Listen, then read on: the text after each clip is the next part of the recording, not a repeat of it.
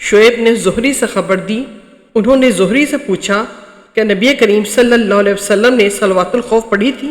اس پر انہوں نے فرمایا کہ ہمیں سالم نے خبر دی کہ عبداللہ بن عمر رضی اللہ عنہما نے بتلایا کہ میں نجد کی طرف نبی کریم صلی اللہ علیہ وسلم کے ساتھ غزوہ ذات الرقاع میں شریک تھا۔ دشمن سے مقابلے کے وقت ہم نے صفیں باندھی۔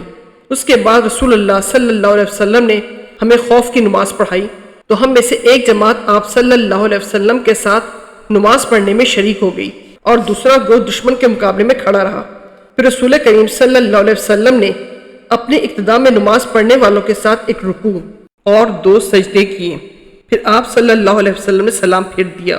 اس گروہ میں سے ہر شخص کھڑا ہوا اور اس نے اکیلے ایک رکوع کیا اور 2 سجدے ادا کیے۔ صحیح بخاری حدیث نمبر 942۔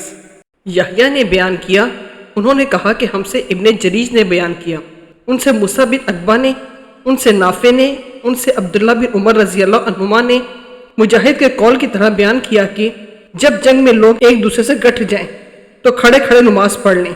اور ابن عمر رضی اللہ عنہما نے نبی کریم صلی اللہ علیہ وسلم سے اپنی روایت میں اضافہ اور کیا ہے کہ اگر کافر بہت سارے ہوں کہ مسلمانوں کو دم نہ لینے دیں تو کھڑے کھڑے اور سوار رہ کر جس طور ممکن ہو اشاروں سے ہی صحیح مگر نماز پڑھ لیں۔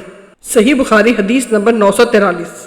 محمد بن حرب نے زبیدی سے بیان کیا، ان سے زہری نے، ان سے عبید اللہ بن عبداللہ بن عتبہ بن مسعود نے، ان سے عبداللہ بن عباس رضی اللہ عنہما نے کہ نبی کریم صلی اللہ علیہ وسلم کھڑے ہوئے اور دوسرے لوگ بھی آپ صلی اللہ علیہ وسلم کی اقتداء میں کھڑے ہوئے۔ حضور صلی اللہ علیہ وسلم نے تکبیر کہی تو لوگوں نے بھی تکبیر کہی۔ آپ صلی اللہ علیہ وسلم نے رکوع کیا تو لوگوں نے آپ کے ساتھ رکوع اور سجدہ کر لیا تھا۔ وہ کھڑے کھڑے اپنے بھائیوں کی نگرانی کرتے رہے اور دوسرا گروہ آیا جو اب تک حفاظت کے لیے دشمن کے مقابلے میں کھڑا رہا۔ بعد میں اس نے بھی رکوع اور سجدے کیے۔ سب لوگ نماز میں تھے لیکن لوگ ایک دوسرے کی حفاظت کر رہے تھے۔ صحیح بخاری حدیث نمبر 944۔ عبداللہ بن عمر رضی اللہ عنہما نے بیان کیا کہ جب نبی کریم صلی اللہ علیہ وسلم غزوہ خندق سے فارغ ہوئے، ابو سفیان لوٹے تو ہم سے آپ نے فرمایا کوئی شخص بنو قریظہ کے محلے میں پہنچنے سے پہلے نماز عصر نہ پڑھے۔